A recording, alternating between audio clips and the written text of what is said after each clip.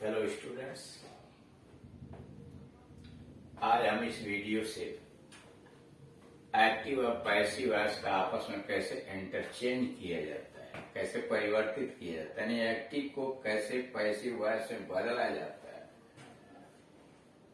यह हम सीखने जा रहे हैं। सबसे पहले ये सोचिए कि एक्टिव वॉइस और पैसिव वॉइस है क्या। एक्टिव वॉइस की हिंदी देखने लिखा है कर्तृवाची, पैसिव वॉइस का कर्मवाची। ये कहते किसको? देखिए, क्रिया का वह रूप, जैसे यहां लिखा है किल्ड ए स्नेक। क्रिया का वह रूप जो वास्तविक कर्ता को, यानी जिसने काम किया, उसको महत्व प्रदान करता है, अधिक महत्व प्रदान करता है, तो वह कहलाता है एक्टिव वॉइस की क्रिया। सब कुछ निर्भर है वर्ब पर, फाइनाइट वर्ब पर, और वाक्य कहलाता है कि यह वाक्य एक्टिव वॉइस में है। जैसे इसमें देख रहे हैं ही किल्ड ए स्नेक, इसमें ही सब्जेक्ट है, किल्ड वर्ब है, ए स्नेक ऑब्जेक्ट है। सब्जेक्ट हो गया, वर्ब हो गया और ऑब्जेक्ट हो गया।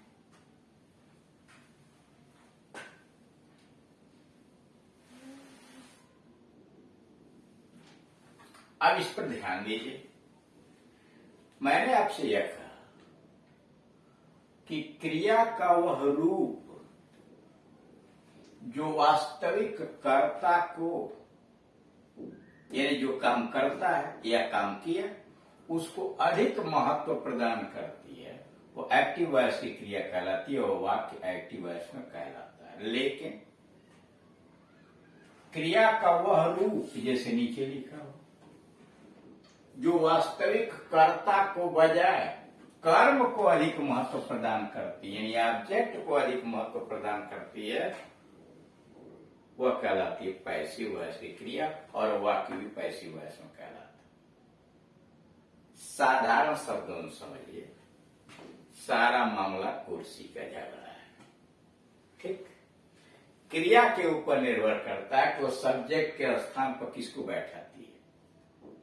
जो व्यक्ति काम करता है, सचमुच वह करता है, अगर उसको उसने सब्जेक्ट के स्थान पर पुट अप किया है, उसे स्थान दिया है, उसको महत्व प्रदान कर रहे हैं, इसका मतलब वो एक्टिव वॉइस की क्रिया है। महत्व से क्या मतलब? मतलब यह है कि अगर काम करने वाला सब्जेक्ट के स्थान पर लिखा हुआ है, इसका मतलब क्रिया जो है काम करने वाले को, यानी सब्जेक्ट को ऑब्जेक्ट की अपेक्षा अधिक महत्व प्रदान कर रही है। लेकिन क्रिया का ऐसा रूप आया हो जो काम करने वाले का कम महत्व है, जो काम हुआ है, जो ऑब्जेक्ट हुआ, उसी को अधिक महत्व प्रदान करे, वो पैसिव वॉइस में क्रिया करे।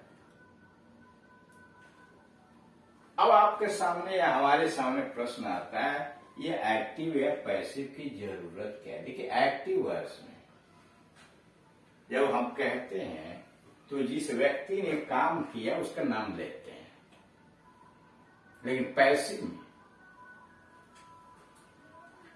जरूरत वहां ज्यादा पड़ती है जहां काम करने वाले का नाम छुपाना हो। हम रोज दैनिक जीवन के अंतर्गत विभिन्न प्रकार के वाक्य बोलते हैं। हिंदी में पता लगा है, आप मुझको ढूंढ रहे थे, पता लगा है, क्या है? Passive voice. सूचना मिली है, क्या है? पैसिव किया। सूचित किया जाता है, पैसिव वॉइस।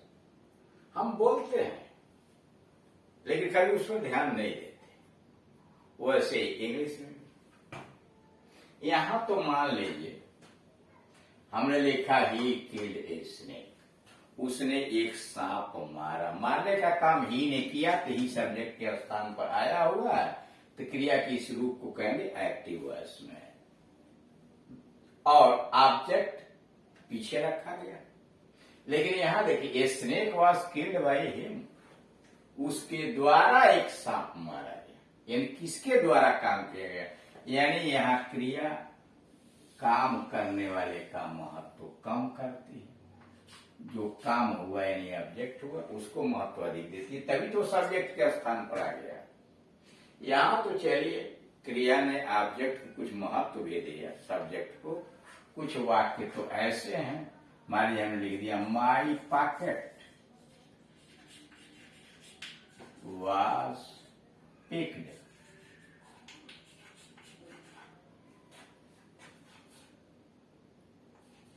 मेरा पॉकेट काट लिया, बाई हटा दिया गया, बाई समवन किसी ने काटा होगा तो उसकी कोई जरूरत नहीं पड़ी। मान लीजिए अनिश्चित करता हो, समवन हो, समबॉडी हो, पीपल हो, उसको लिखने की जरूरत है। अब मान लीजिए हमने कहा कि इंग्लैंड में अंग्रेजी बोली जाती है, English is spoken in England.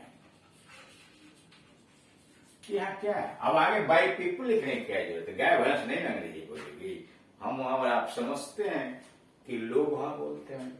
English is spoken in England, यहाँ तो काम करने वाले का नाम समाप्त कर दिया गया, बाई पीपल नहीं लिखा गया, यहाँ समवन नहीं लिखा गया।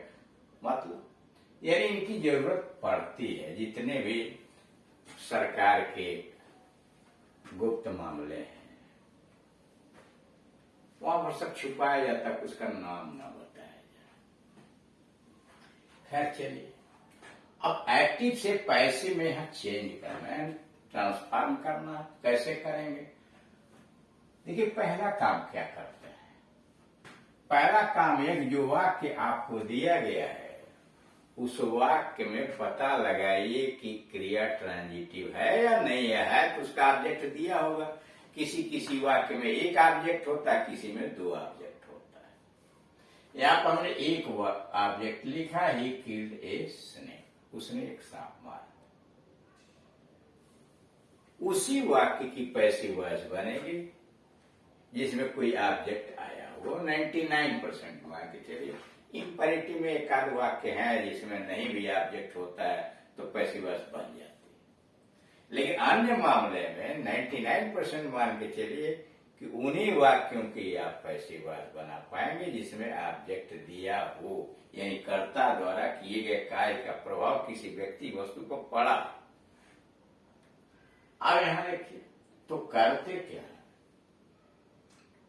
अगर ऑब्जेक्ट दिया तो आप सबसे पहले सब्जेक्ट की तलाश कीजिए, फिर ऑब्जेक्ट की तलाश कीजिए। यहां तो दो ही लिखे हैं, हो सकता है वाक्य लंबा लिख दिया, हमने यहां लिख दिया he killed a snake in the morning, वो सवेरे एक सांप मारा,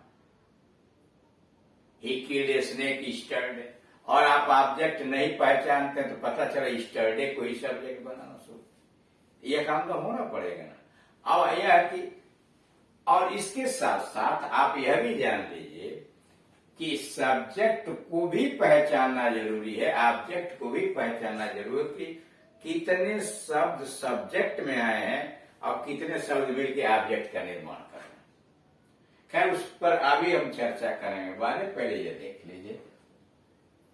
जैसे बनाते एक्टिव से पैसिव वॉइस बनाने के लिए क्या करते हैं, ऑब्जेक्ट को सब्जेक्ट के स्थान पर ले जाइए और सब्जेक्ट को ऑब्जेक्ट के स्थान पर ले जाइए। नए वाले ऑब्जेक्ट के पहले बाई प्रीपोजिशन लगा दीजिए, ठीक। ऑब्जेक्ट को सब्जेक्ट बनाइए, सब्जेक्ट को ऑब्जेक्ट बना दीजिए, स्थान बदल दीजिए।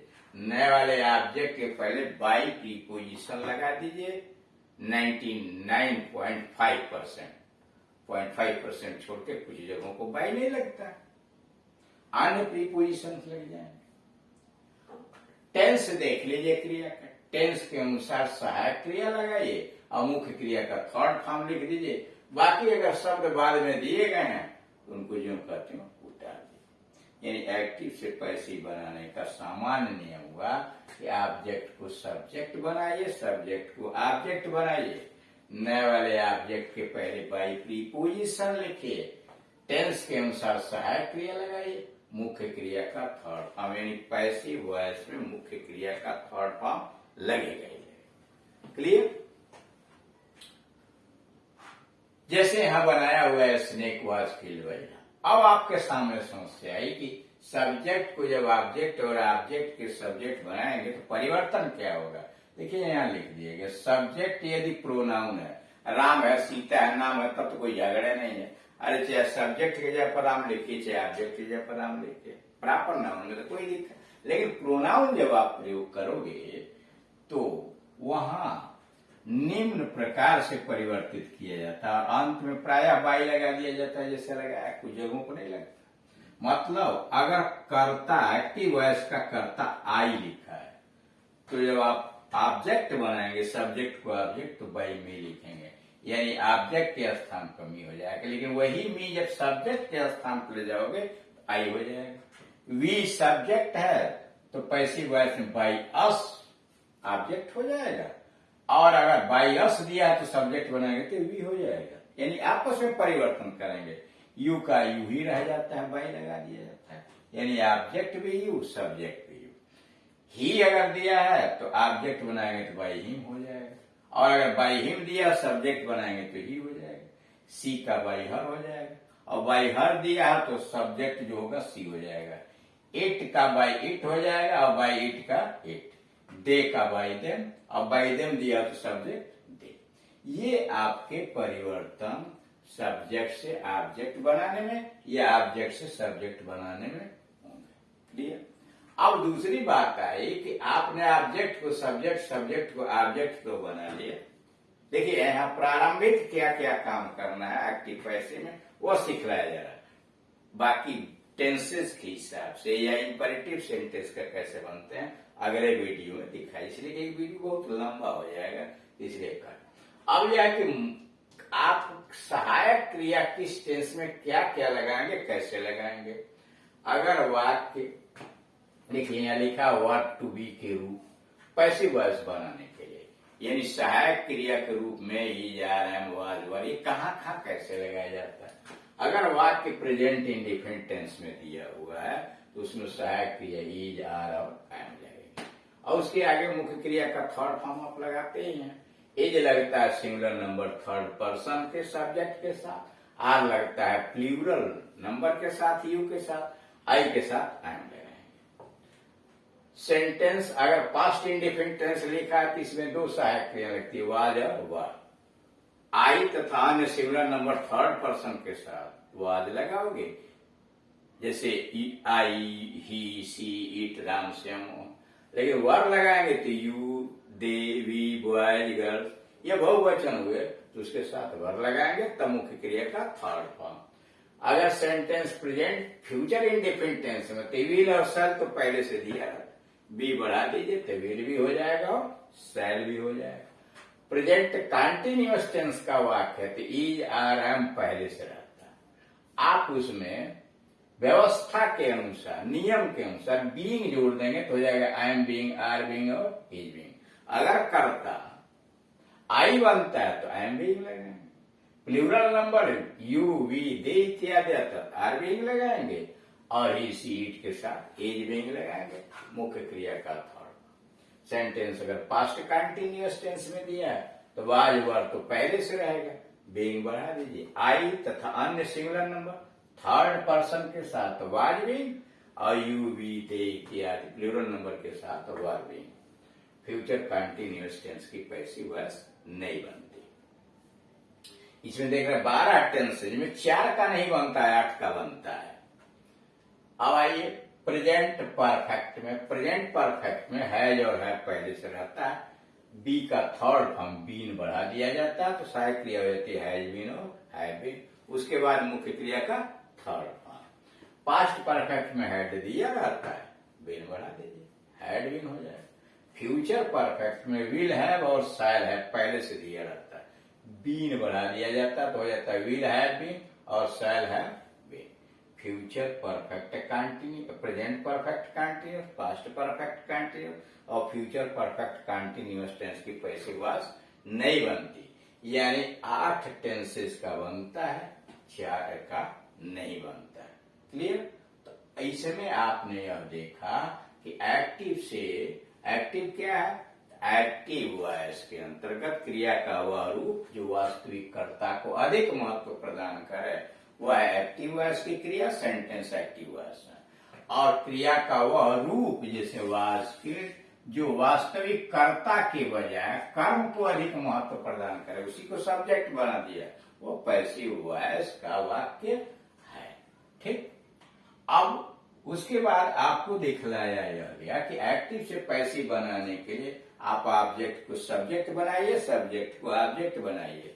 नए वाले ऑब्जेक्ट के पहले बाई प्रीपोजिशन लिखिए 99.5%। टेंस देख लीजिए, टेंस के अनुसार सहायक क्रिया और मुख्य क्रिया का थर्ड फॉर्म लगा दीजिए। उसके बाद आपको बताया गया कि सब्जेक्ट अगर आई है तो ऑब्जेक्ट मी हो जाएगा, उसके आगे आप बाई लगाते जाइए सबका। वी है तो अस हो जाएगा, यू है तो यू रह जाएगा, ई का इम हो जाएगा, सी का हर हो जाएगा, ईट का ईट ही रह जाएगा, दे का दे। और बाकी टेंसेज में जो सहायक क्रियाएं लगाई जाएंगी उसका चार्ट आपके सामने दे दिया गया। अब अगले वीडियो के अंतर्गत हम देखेंगे कि विभिन्न प्रकार के टेंसेज की पैसिव वर्ब कैसे बनाई जाती है, कैसे आप सब्जेक्ट पहना चाहोगे, कैसे आप ऑब्जेक्ट पहना चाहोगे, ये बहुत जरूरी बात। क्लियर? ओके।